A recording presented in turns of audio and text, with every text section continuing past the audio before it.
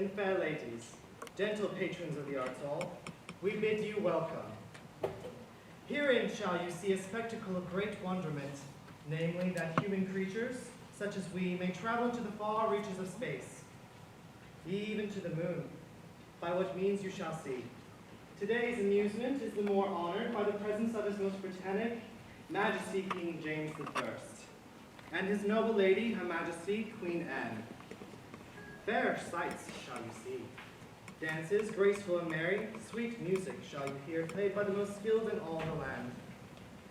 Of you we ask but a small thing, that in your minds you should come with us, merry players all, to the English court in the year of our Lord 1621, and imagine yourselves to be in the jubilant hall with His Royal Majesty himself to join in our revels. And whatever you see or hear that shall amuse you, I charge you, by the sweet muse of poetry, to applaud with your hands. Whatever doth not please you, let you wait, for surely in all of our play you'll soon find something that doth catch your fancy. While we, in our plays, will present to you things both antique and things modern, and news at once old, new, and unchanging, let us first banish from these halls that knavish sound, that most impertinent disrupter of melody and calm thought, the roguish beeping cell phone. Prithee, my lords and ladies, to take out the offending devices and render them mute. Then turn your eyes to the door, wherein you shall shortly see my lord the king enter, with a grand flourish of trumpets, to begin our grand effort and your most exquisite entertainment.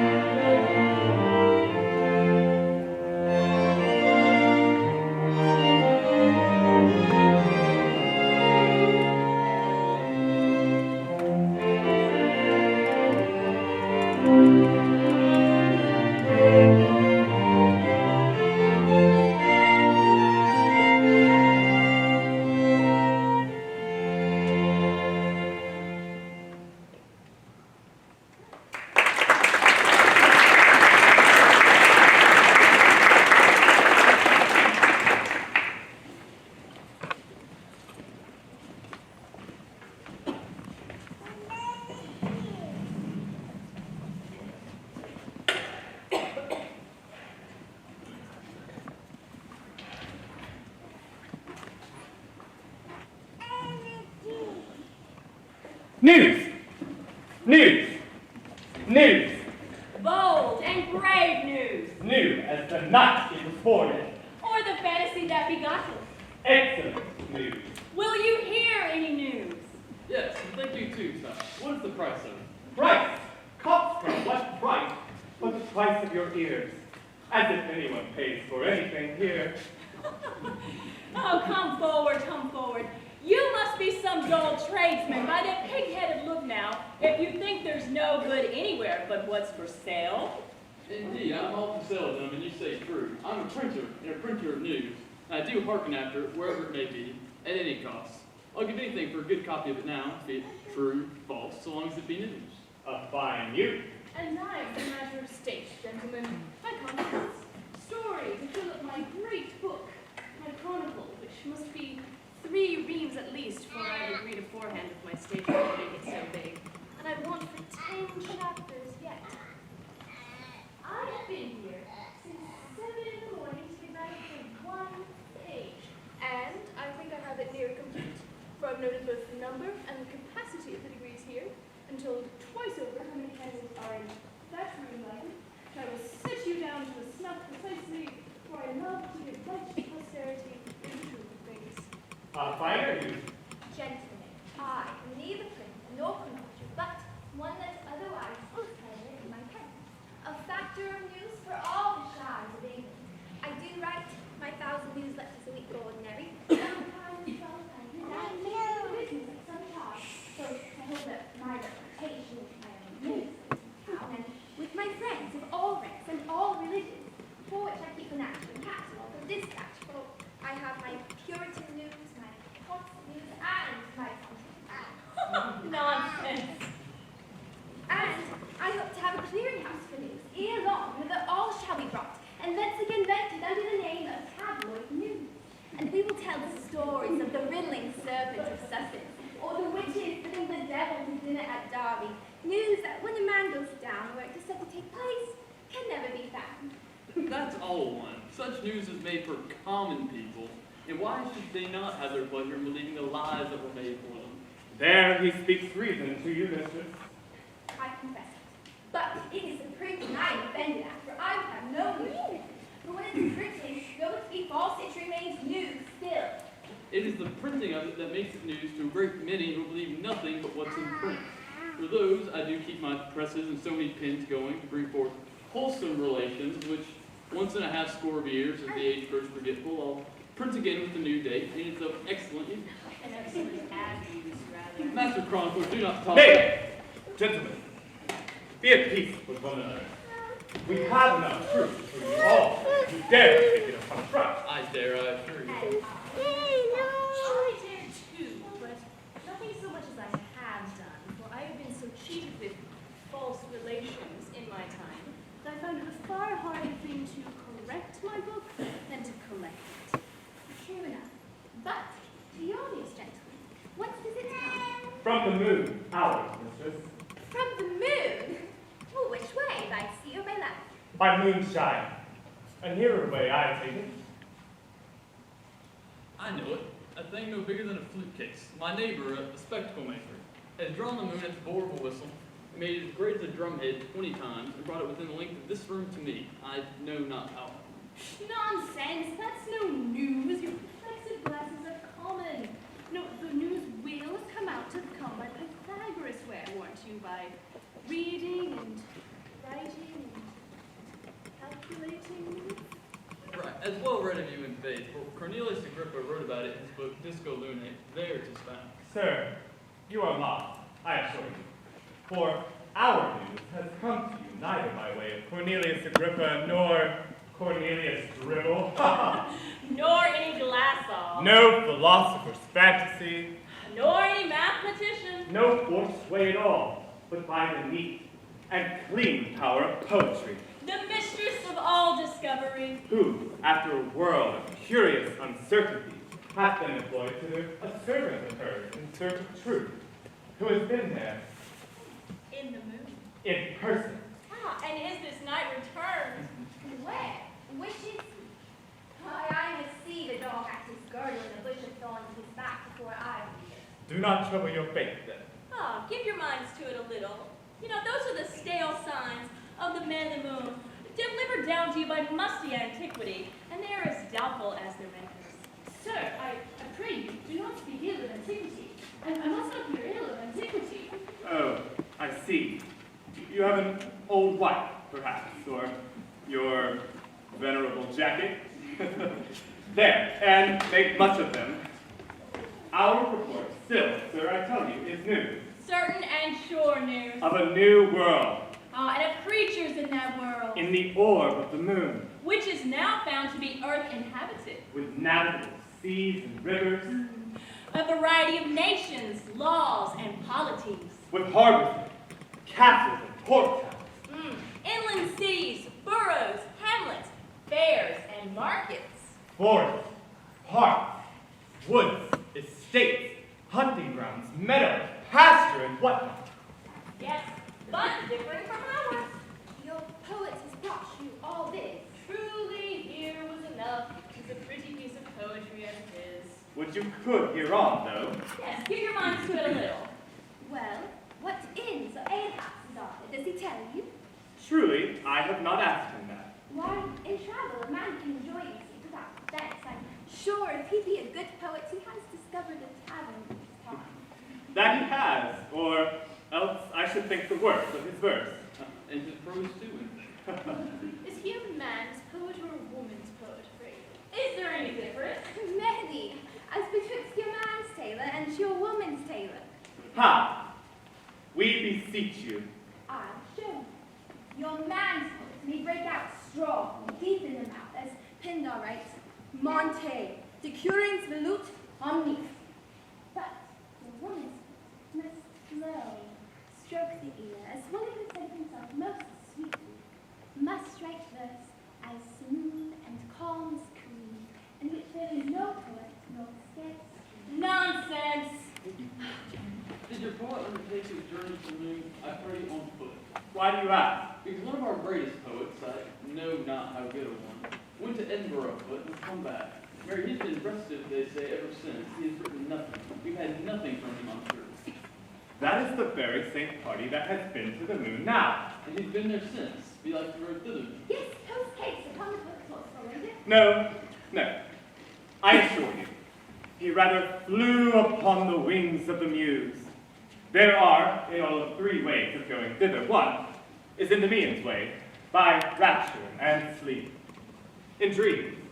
The other, Maleficent's way, upon the wing which the poet took. The third, old Empedocles' way, who, when he leapt into the volcano Mount Acma, having as he did a dry, sear body and light, the smoke took and whisked him up to the moon, where he lives yet, waving up and down like a feather, all suited embers coming out of that pulpit. Our poet met and talked with him. In what language, good sir?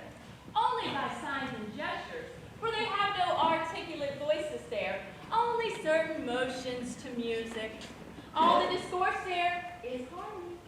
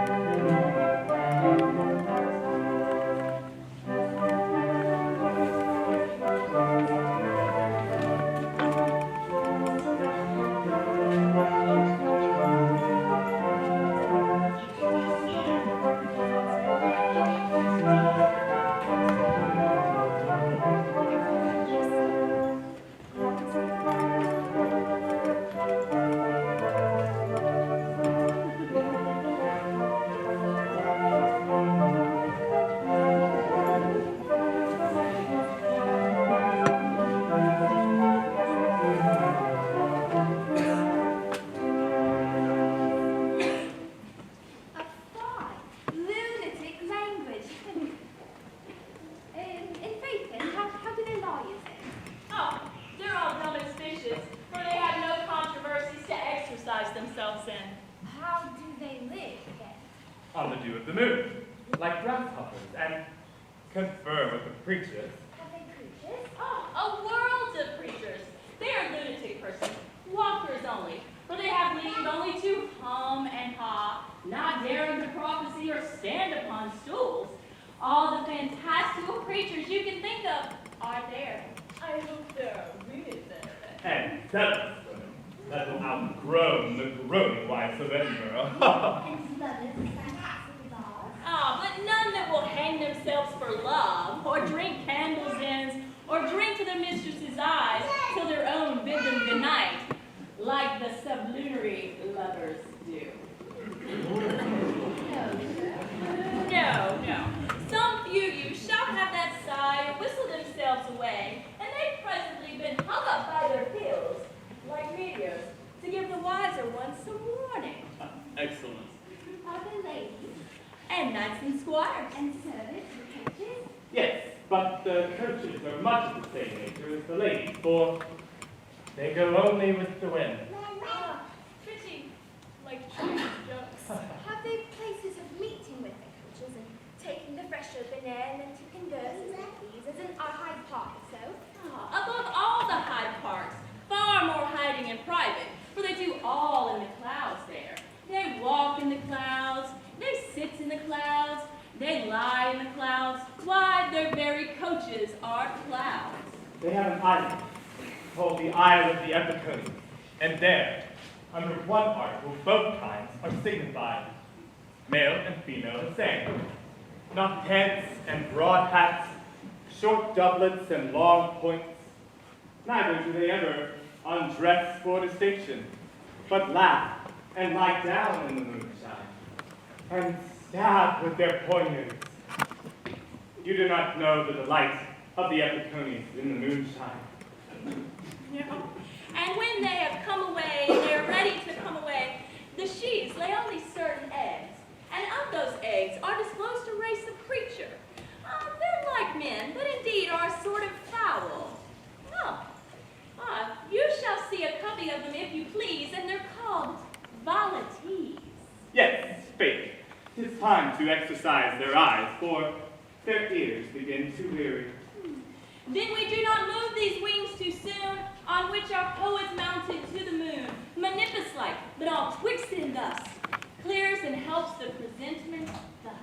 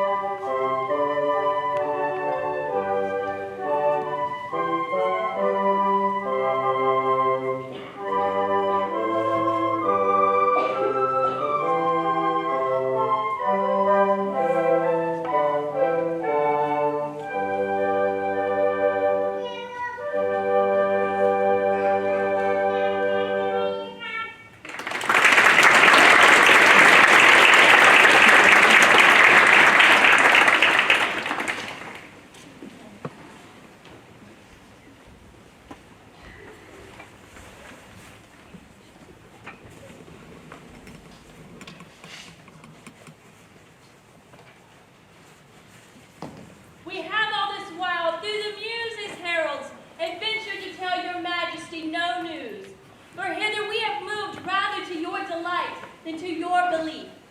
By now be you faithful and worthy of your ear as the object will be to your eye, a race of your own, formed, animated, lightened, and heightened by you, who, wrapped above the moon, far in speculation of your virtues, have remained there entranced certain hours. With the wonder of your piety, wisdom, and majesty reflected by you on them from the divine light to which only you are the less. These, by how much higher they have been carried from earth to contemplate your greatness, have now conceived the more haste and hope in your return.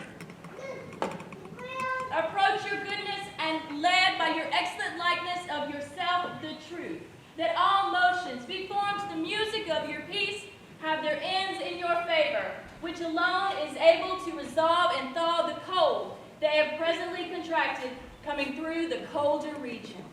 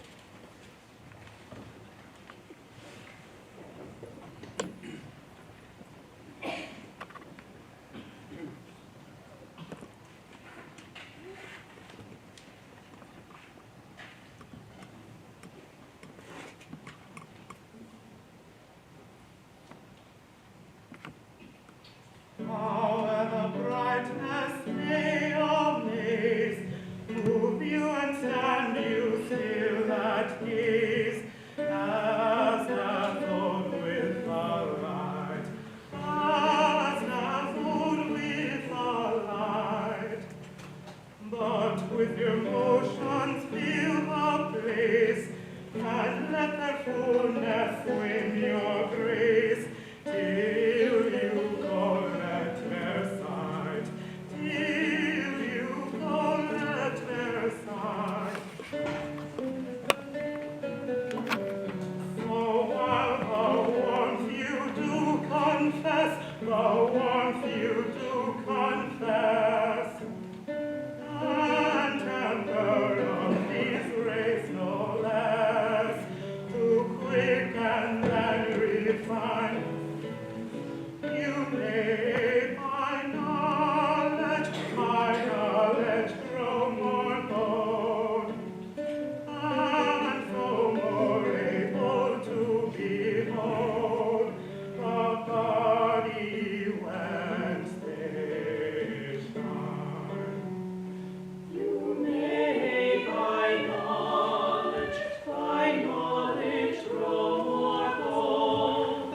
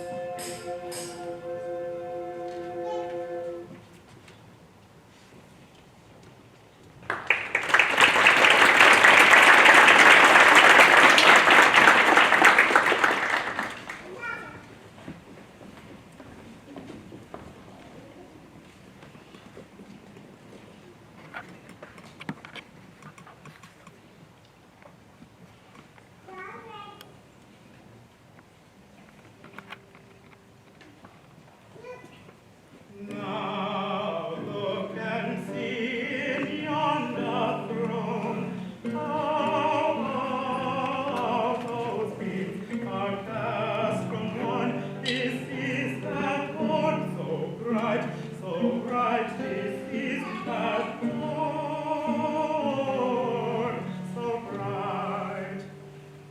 Ask help your wonder so awake, once you from the mirror take the sun's reflected light, read it as you would do a book about perfection, and but look what is proportioned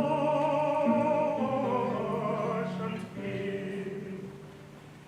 No measure that distance contract, nor any motion cast erect, but is pure harmony,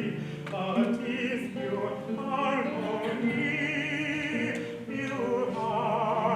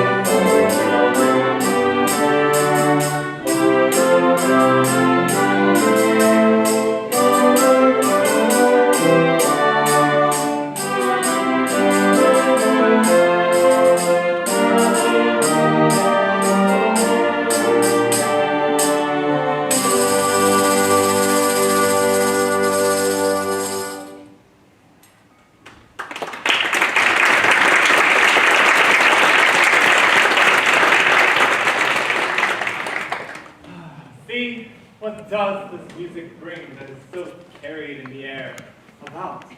Fame, that does nourish the renown of kings and keep all fair, that envy would blot out.